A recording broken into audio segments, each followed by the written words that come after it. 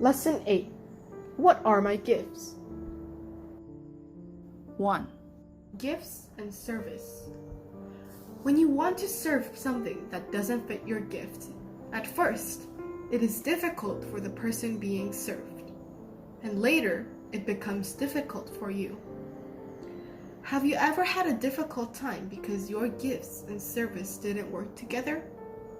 What kind of gifts do you think you have? 2. Kinds and purpose of the gifts. To one there is given through the Spirit the message of wisdom, to another the message of knowledge by means of the same Spirit, to another faith by the same Spirit, to another gifts of healing by that one Spirit, to another miraculous powers, to another prophecy, to another distinguishing between spirits, to another speaking in different kinds of tongues, and to still another interpretation of tongues. 1 Corinthians chapter 12, verse 8 to 10. Talent is what we can do well. When that talent is used to serve God and our neighbor, it is a gift. There are no gifts that have nothing to do with servings. Therefore, when talent has nothing to do with servings, it is no longer a gift. Let all our talents be gifts. 3. Who is the gifter? All of these things are done by the same Holy Spirit according to His will. It is given to each person. 1 Corinthians chapter 12, verse 10. That the gift is not a reward for our efforts, but a gift from God. In Greek, grace is charis, and gift is charisma. As ma attaches to an abstract noun, so that is a discrete individuality. It is a gift that the grace we have received is embodied and individualized. Why did God give this gift? It was given to serve God and others. Therefore, it is wrong to show off your gifts. Where the gifts are exercised, Christ, it's going to be high and others have to benefit from it. If you don't know that a gift is a gift and that it is for our service, it manifests itself as self-satisfaction and self-exaltation. Discuss the superiority of gifts and come to understand it as a class, not a service. This is a big mistake. The more you find a gift in yourself, the more you think of the riches of God's grace. It should be used to serve God more humbly and serve the community. The content of the gift. 1. The shepherd's gift. A gift to those who have a long-term personal responsibility for the spiritual stability and health of believers. 2. The gift of teaching. Gifts need to evangelize effectively and teach the Bible. 3. The gift of wisdom.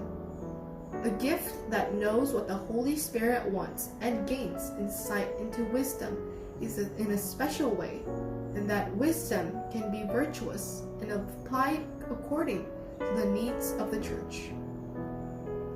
4. The gift of knowledge.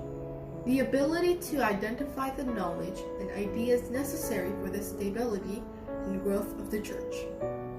Collect them and analyze them accurately.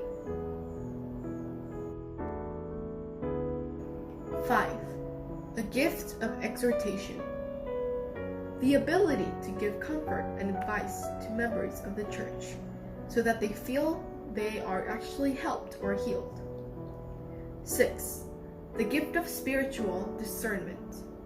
The ability to discern whether a person's actions or words come from God, man, or Satan. 7. The gift of relief. ability to be willing to give one's own materials or resources for the ministry of the Lord. 8. The gift of helping. The ability to demonstrate and invest in one's own talent is evangelism, to work to help others use the gifts of the Holy Spirit more effectively and receive more gifts. 9. The gift of mercy. The ability to express joyfully in action, based on the love of Christ, of the deep sympathy and compassion felt for those who have personal or physical or mental problems, for the saints or for all non-believers. 10. The gift of mission. Especially, it refers to the ability to preach the gospel well to other cultures. The gift of evangelism.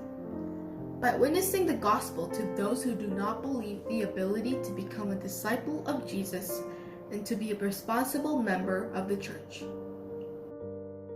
12. The gift of hospitality. Ability to provide home and provide food and shelter, and treat warmly. 13. The gift of faith. To God about God's will and everything that will happen in the future. The ability to have confidence. 14. The gift of leadership. Set goals according to God's will for what will happen in the future. The ability to discuss and communicate this goal well with people and to bring glory to the God by achieving this goal arbitrarily and in harmony. 15. The gift of ruling. Understand and analyze the long-term and short-term goals set by a specific institution in the church. The ability to analyze, plan effectively, and plan well to achieve that goal. 16. Miracle gifts. By exercising power beyond the laws of nature or order, the ability to please. 17. The gift of innocence. To give up material pleasure to serve God more effectively. Equal to those who give up and live in poverty in a particular society. The gift of living by choosing a lifestyle. 18. The gift of celibacy. Staying single, enjoying that life and not getting married. Working for God without being sexually tempted and working to glorify God. 19. The gift of intercession.